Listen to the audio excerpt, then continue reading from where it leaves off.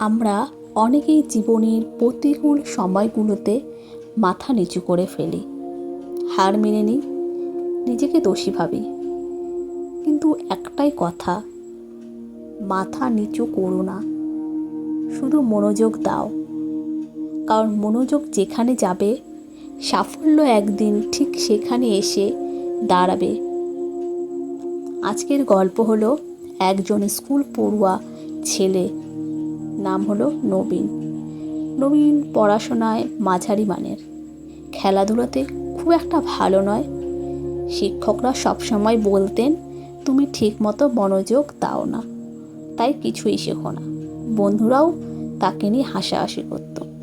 ক্লাসে কেউ যদি ভুল করত, সবাই বলতো নবীনের মতো হচ্ছিস।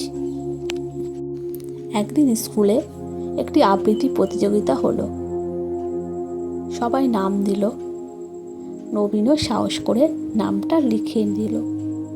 বন্ধুদের চোখ কপালে। তুই?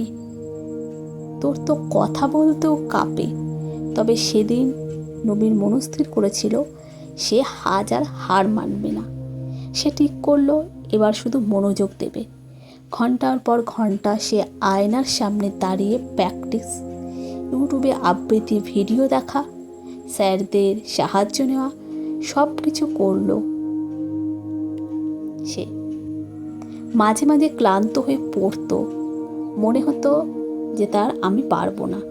কিন্তু বারবার নিজের মন বলতো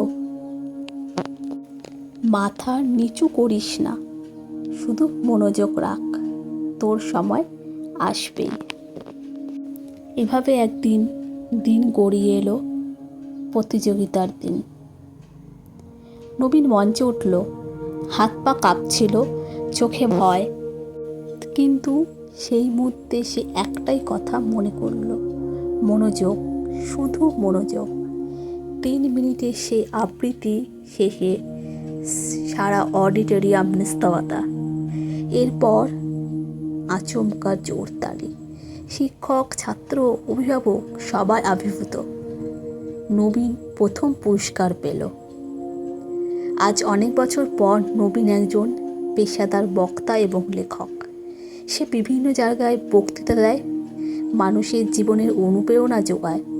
আর প্রতিটি ভাষণে সে বলে, আমি কোনো বিশেষ ক্ষমতা নিয়ে জন্মাইনি, শুধুমাত্র মনোযোগ দিয়েছিলাম, মাথাটা নিচু করিনি, নিজের ভেতরের আলোটাকে শুধু জ্বালিয়েছিলাম। তাই এখানে আমি আপনাদের সবাইকে এটাই বলছি, জীবনে কেউ যদি বলে তুমি পারবে না, তাহলে মাথা নিচু করো না, মনোযোগ দাও নিজের স্বপ্নে। যে সময়টা তুমি আফসোসে ভাসাও, সেই সময়টা যদি তুমি নিজের প্রতি মনোযোগ দাও, দেখবে তুমি বদলে যাচ্ছ।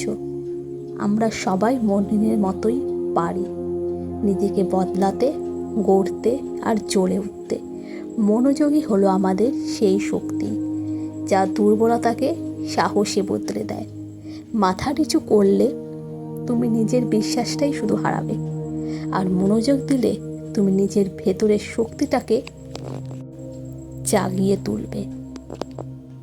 জীবনের প্রতিটি ক্ষেত্রেই তোমাকে অনেক ভুল বলবে, হেয় করবে, কিন্তু তোমার কথা হলো ভেঙে পড়া নয় তাদের কথায়। তোমার কাজ হলো নিজের প্রতিটি মনোযোগ দেওয়া, নিজের প্রতি মনোযোগ দেওয়া। মাথা নিচু করো না, শুধু মনোযোগ দাও, কারণ তুমি পারবে যদি নিজের উপর বিশ্বাসটুকু রাখো।